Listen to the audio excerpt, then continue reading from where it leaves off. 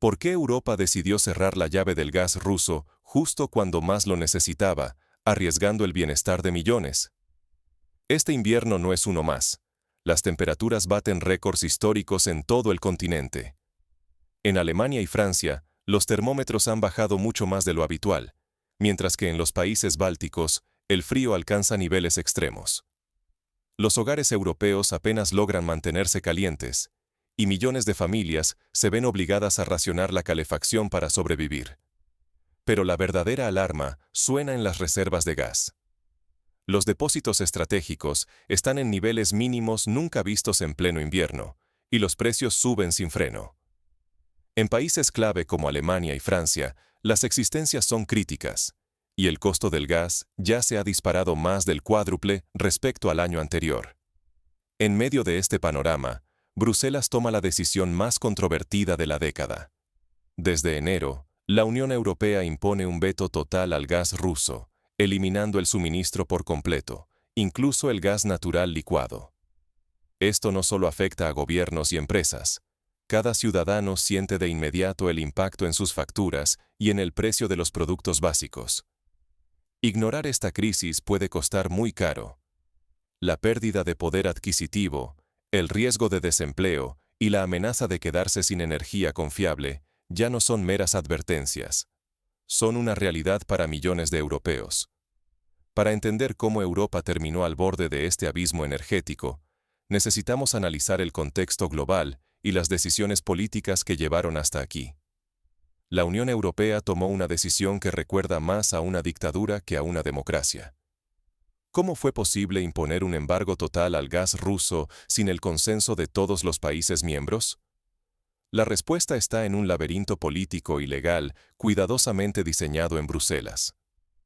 El embargo al gas ruso no se aprobó como una sanción tradicional, sino como una simple medida comercial.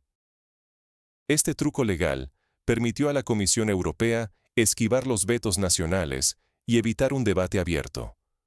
De un plumazo, la voz de países altamente dependientes del gas ruso, como Hungría y Eslovaquia, quedó sacrificada en nombre de una mayoría artificial. Esto fue posible gracias al Tratado de Lisboa, que permite que decisiones clave sobre comercio exterior se tomen por mayoría cualificada y no por unanimidad. Así, basta con que poco más de la mitad de los países, representando 2/3 de la población, respalden la medida para aplastar la voluntad del resto. La democracia europea se convierte, de facto, en un juego de mayorías y minorías, donde los intereses nacionales pueden ser ignorados por completo. El riesgo es enorme. Erosionar los mecanismos democráticos no solo amenaza la soberanía de los Estados miembros, sino también la legitimidad de la propia Unión Europea. Cada vez que se salta el consenso, se debilita la confianza y se agranda la brecha entre Bruselas y los ciudadanos europeos. Pero, ¿cómo impacta este frío tecnicismo legal en la vida real de millones de europeos?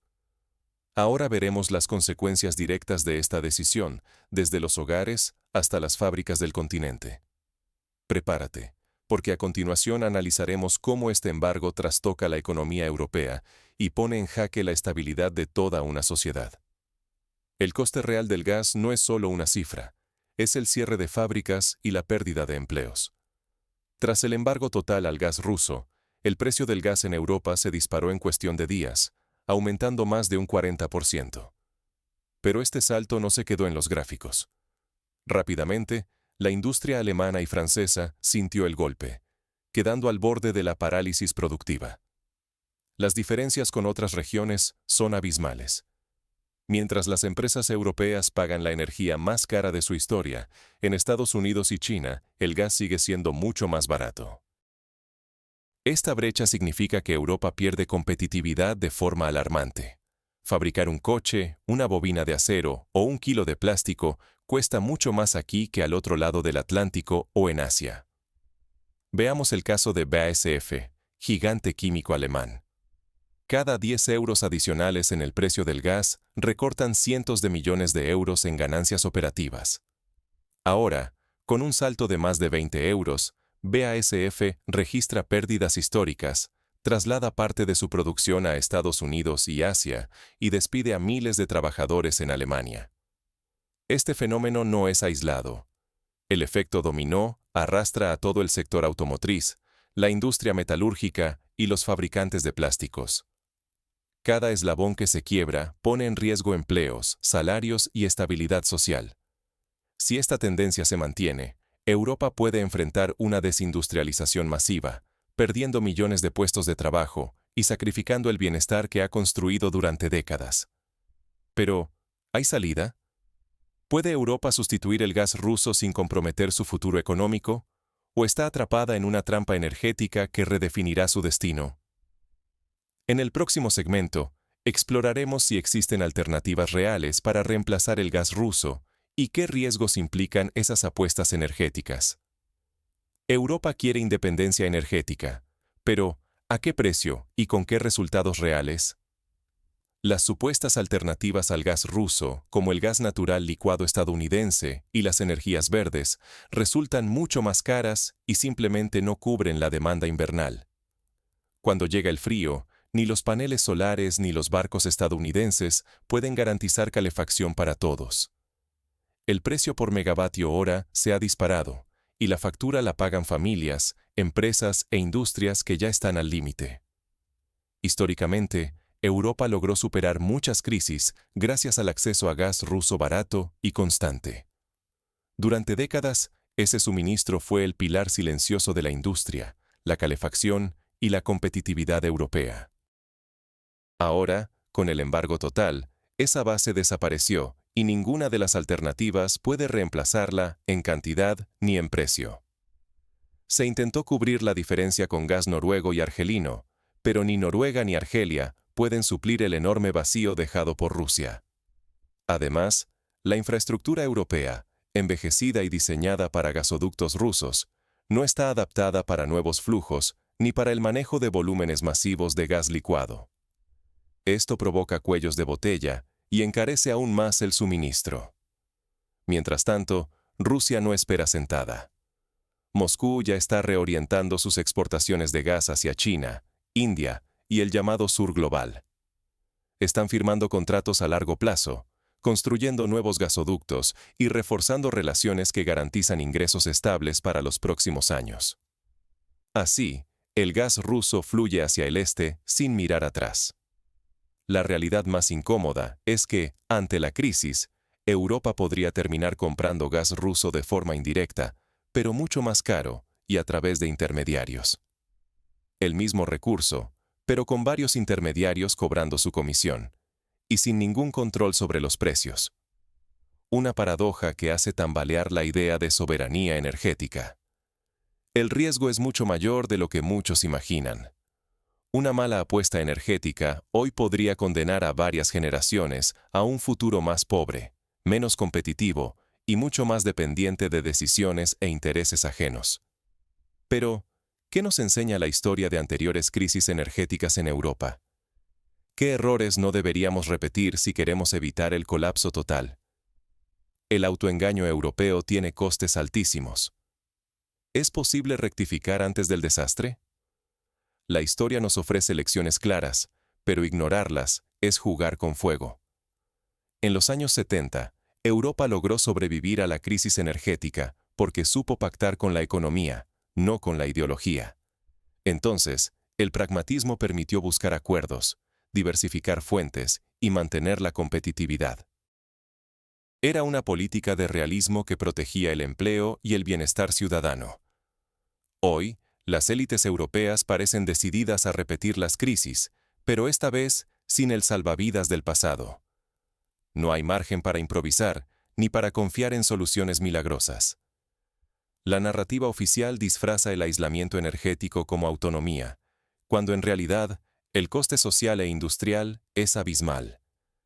Cada fábrica cerrada y cada familia que no puede calentar su hogar son el precio de este autoengaño. Mientras tanto, Rusia ha mostrado una resiliencia estratégica asombrosa. Lejos de quedarse de brazos cruzados, Moscú reorientó su política energética y encontró nuevos clientes en Asia y otros mercados emergentes. Anticipándose a las sanciones, Rusia diversificó rutas, firmó contratos a largo plazo y fortaleció su capacidad de adaptación. Esta preparación contrasta fuertemente con la improvisación y la falta de visión de Bruselas. El riesgo es evidente. Si Europa no aprende de su historia, repetirá los mismos errores, pero ahora sin red de seguridad. La diferencia crucial es que la economía global ha cambiado y el margen de recuperación es mínimo. Las consecuencias pueden ser irreversibles para la industria, el empleo y la autonomía política del continente. La pregunta ya no es si hay tiempo para rectificar, sino si existe la voluntad real de hacerlo. Europa debe decidir si puede reinventarse sin el gas ruso o si está condenada a un declive prolongado. Pero, ¿cuánto costará realmente este salto al vacío? En el siguiente bloque, analizaremos el precio concreto de estas decisiones.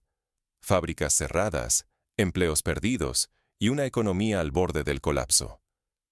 El futuro de Europa no depende de eslóganes, sino de decisiones informadas y pragmáticas. Ignorar la realidad puede costar el bienestar de toda una generación.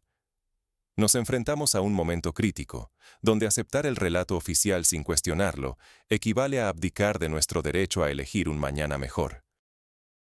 Hoy, más que nunca, necesitamos análisis sincero, debate abierto y la valentía de reconocer errores. No se trata de ideologías, sino de hechos. El bienestar de millones de europeos, la supervivencia de la industria y la autonomía política están directamente comprometidos.